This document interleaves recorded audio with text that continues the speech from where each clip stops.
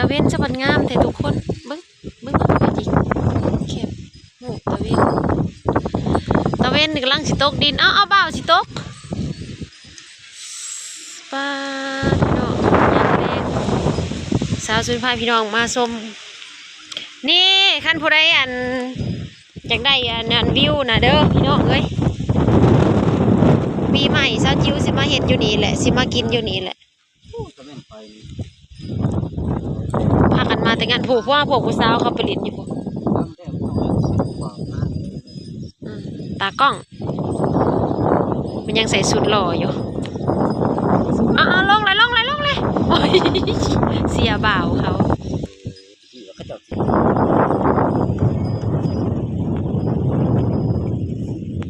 อากาศด้วยหนาวเอ้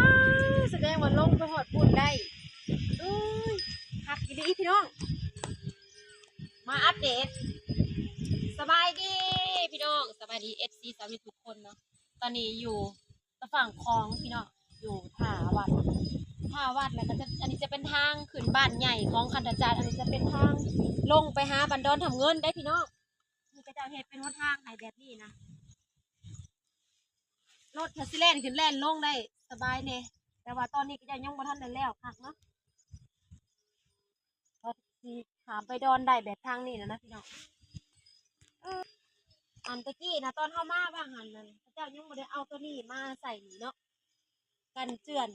แต่ฝั่งคลองบ้านสาวสุปนีพี่น้องอยู่คันธจารย์เนาะบริมาเตาเฮิงแล้วเพราะว่าวันศิลป์เขากับบริลงมา2-3ศิลป์เลย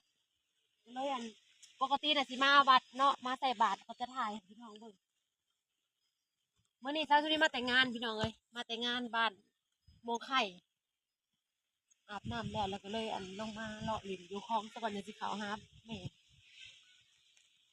ฟังเสียงนักร้องนะเสียงสมัยเป็นอันนี้พี่น้องมือมันไปร้องเพลงม่วนก็ขออภัยด้วยพี่น้องนะนะคะพี่เจ้าถือว่าพอใจแล้วเสียงนักร้องไอ้เจ้าก็บอกเป็นอันนี้มาพี่น้องคอยบอก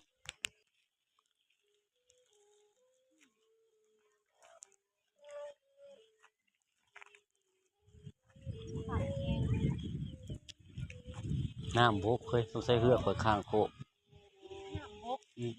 พอลงมือนั่นเห็นมันจีเกินลุงจักมาเล่นอีกหน้าวันใหม่พี่น้องวันใหม่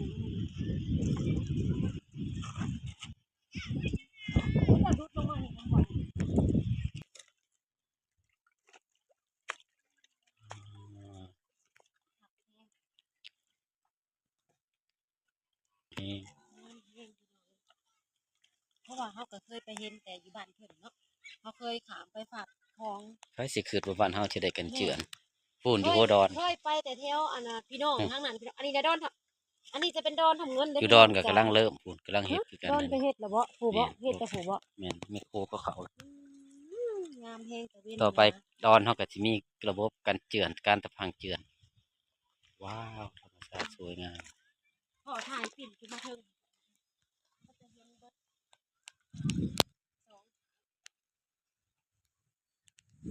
งบประมาณบ่แม่นหน่อยๆได้นี่พี่น้องเบิ่งวางยืนแล้วก็ทางนี้ทางนี้งามเลย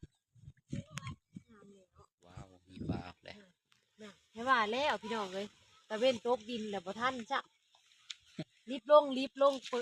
พื่อสิเปิดกล้องก็บ่ทันไปขึ้นไปเบิ่งอยู่เถิงเฮาสิลงมาชมตอนตะเวนตกดินพี่น้องมันจะซุ่มเซาจิ๋วเนาะเพิ่นว่าสิพากันมาขายหยังก็มาขายจามเอ็นปีใหม่ช่วยชิมากินจามเอ็นปีใหม่แต่เขาจะกินฟรีเนาะปีใหม่ก็บ่มีคนขายด้วยลูกจีนเป็นไป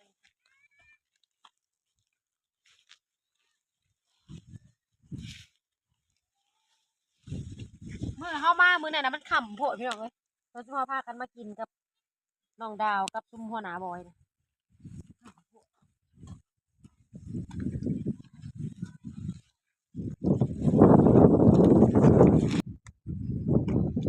โอ้ยขาดกัน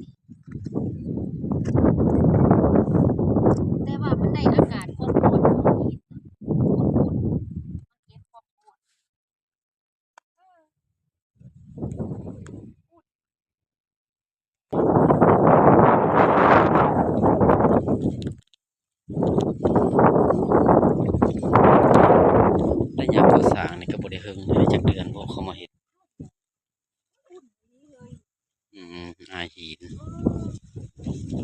อุ่นอันนี้พี่น้องเอ้ย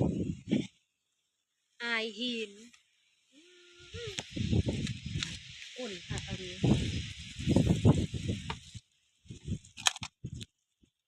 แต่ว่ามันก็บ่ได้หลายเกินเนาะพี่น้องมันเฮ็ดได้ระยะ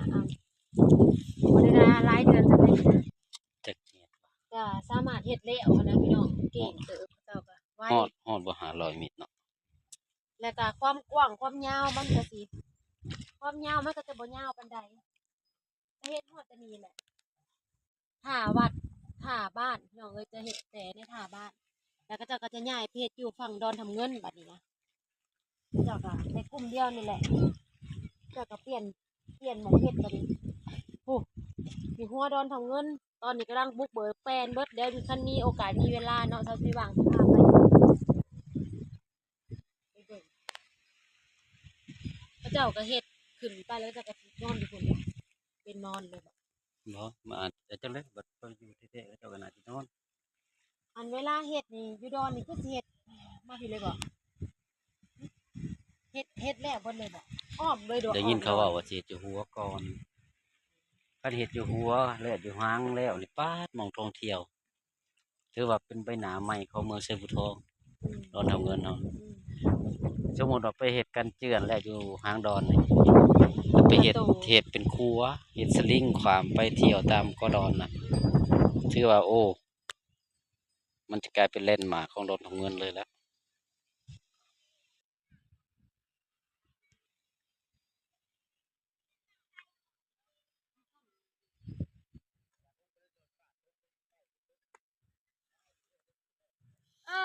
เบิ่งลูกเบิ่งร้านดีๆเด้อโตๆ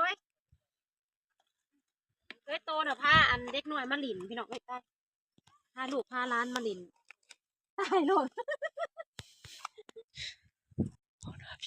เจ้าแล้วผู้ใหญ่เบิ่งลูกเบิ่งร้านเด้อ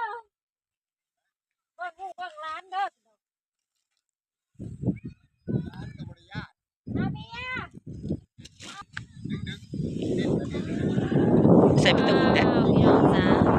ลมวีเย็นคักอีหลีรอนี่โอ้ยงามแฮงสาวสุรีก็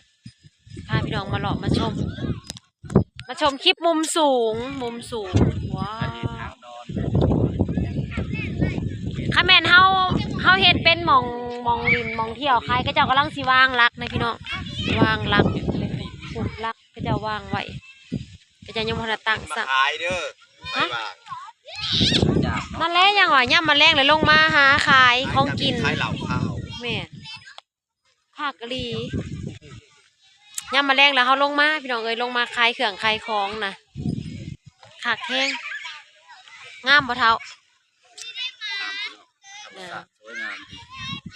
ไปเมื่อบัดนี้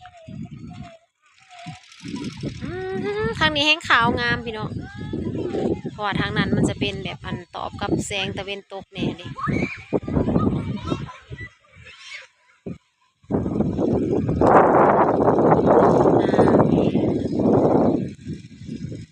จะให้เบิ่งบรรยากาศภาพรวมๆงามๆ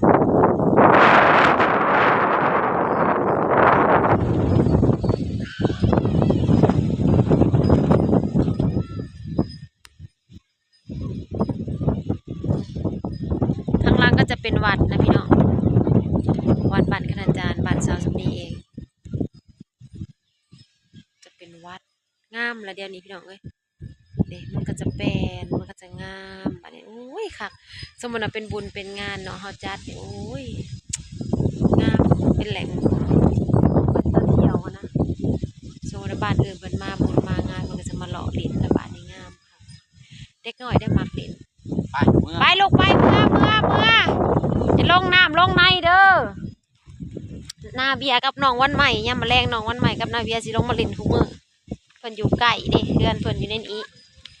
แต่สำหรับเพื่อนชาวซุปนี่ก็อยู่ไกลเทิงบันโคกจะเป็นสาวบันโคกกับสาวผักห้วยไปเมื่อเด็กหน่อยเขาก็จะมาแล่นลินนะเลิกอุ้งเฮียนแล้วเขาก็มาแล่นลินเซลพี่น้องเอ้ยพวกผู้แสผู้สาวน้อย